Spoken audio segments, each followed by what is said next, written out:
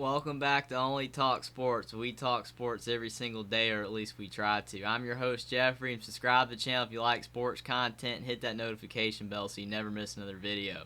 Now, Michigan State and Maryland are going to be playing in the Big Ten. This game is at Maryland. Who do I think is going to win this game? Because this game is very interesting and has a lot of intrigue behind it. Let's find out.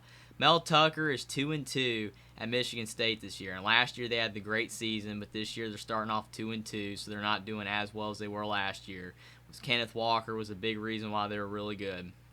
But he's gone, and they had to get a lot more transfers, but they're just not doing as good as the transfers they had last year. They beat Western Michigan 35-13. That was a good win. And they beat Akron 52-0. But then it's gone downhill from there. They lost at Washington 39-28. People are like, well, that was a tough environment.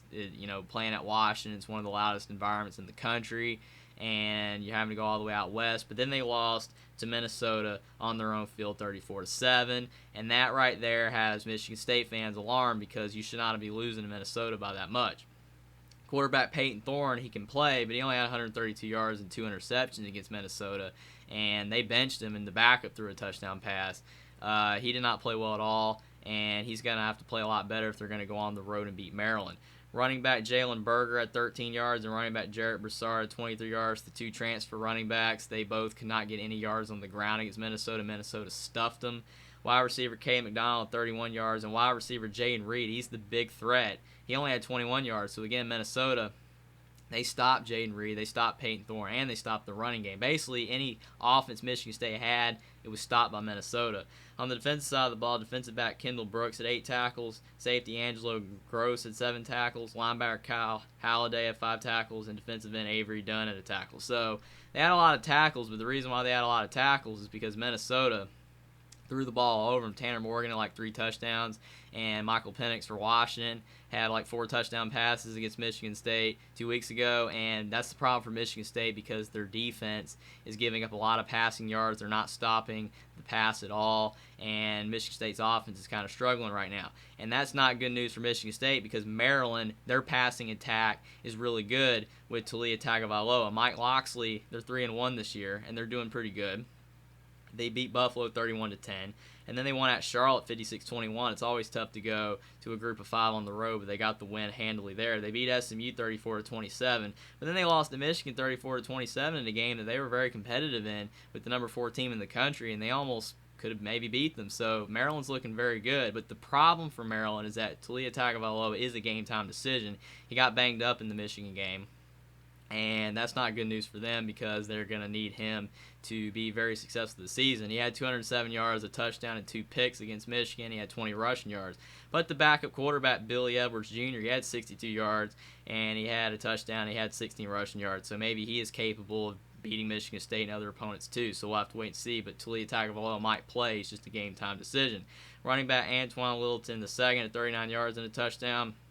Wide receiver Jacob Copeland, 52 yards. He's a transfer from Florida. He's a great receiver, probably going to be in the NFL. Wide receiver Raheem Jarrett has 12 yards against Michigan, but he's a game-time decision as well. He's banged up too.